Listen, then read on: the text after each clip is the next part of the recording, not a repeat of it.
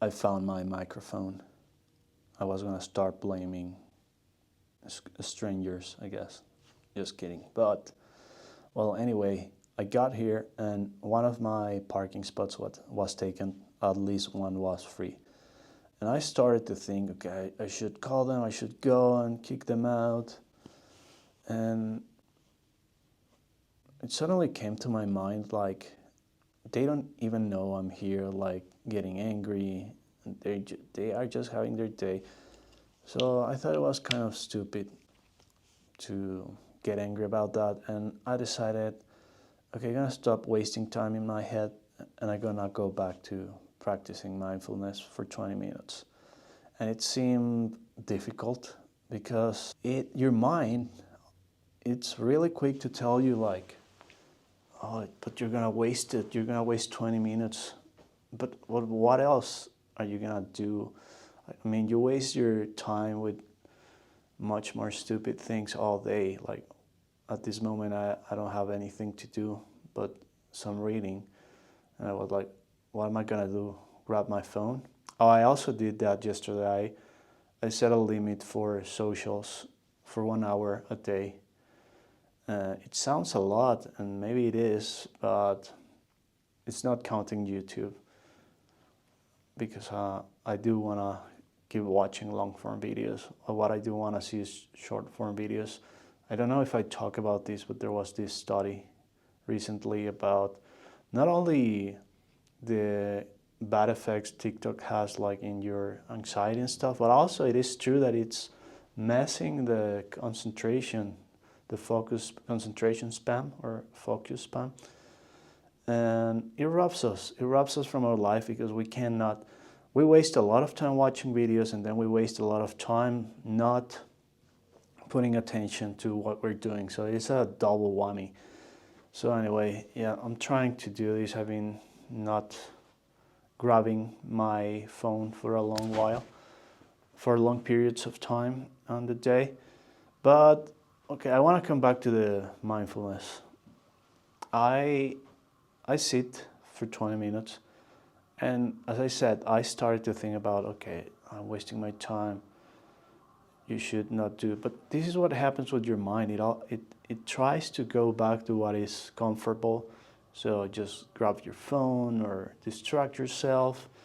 And I don't want to do that. So I did it for 20 minutes and it wasn't perfect. My mind wandered quite a few times. And a lot of the times, some of the times were about this thing with the parking. Some others about some ideas of videos that I could do, and I forgot what else.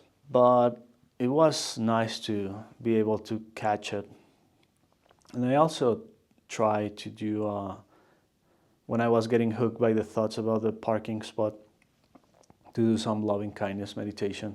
I know it sounds kind of not cool, and maybe it's not, but it helps. It has evidence that it shrinks the amygdala or something like that.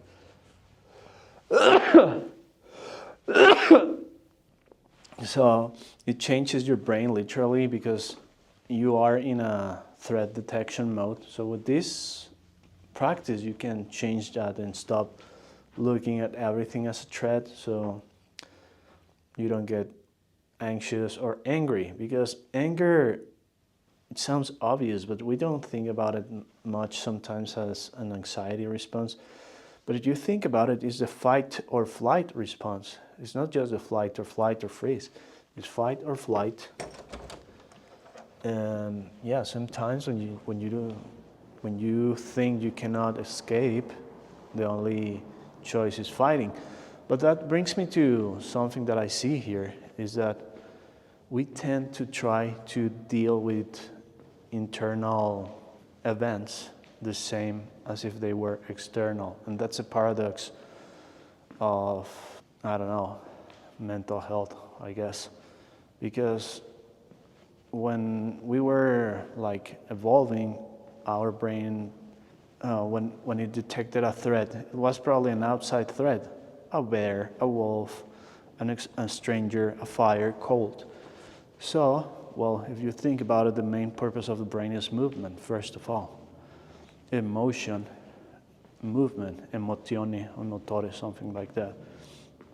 So it helps us deal with those threats by modifying the world. We can grab a stone or a rock, which is the same, I guess, to throw it to the wolf or to the bear. We can fix a fire, look for shelter, and stuff like that. And yesterday I was reading this Richard Dawkins book, the Book of the Dead, whatever, I forgot.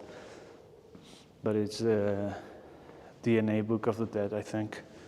It's pretty interesting.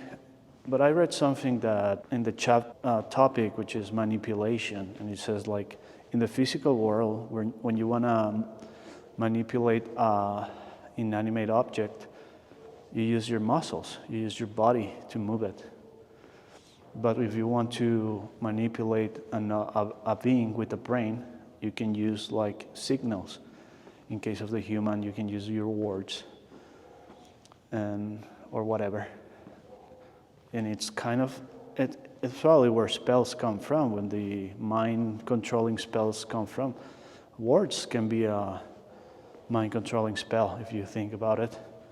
I can use my force to tell you subscribe and like the video. And I can, with my mouth, I can move your body. But anyway, I'm going here on a segue, I guess. Or not, I don't think that's how it's called. I was coming back to the emotions. So we are programmed to try to deal with what we don't like that way, in a physical way. So when we have an internal threat, call it a thought, a feeling, we try to deal the same way. We try to push it away. We try to attack it. But that's a paradox. There's this video that it's a funny video about some golfers, and they tie a toy snake to one of them, and the snake is just there because it's an inanimate object. But when the guy sees the snake, he starts to run, and it looks like the snake is chasing him. So his actions, his escape, his avoidance is what is making the snake look scary. If he just would stay there, look at it, and let it be, it wouldn't be a threat. It wouldn't look bad. So that's what we have to do with emotions. And that's what we do, and we do the opposite. We feel it, we think it, and we see it as a threat that we have to run away. What we have to do is just let it be there. Look at it, change our relationship with it. Instead of trying to run away, just look at it. Yeah, it's not pretty, but it's not a threat. I don't have to change it. I have to change my relation with it. So anyway, this went longer than I thought. Anyway, goodbye.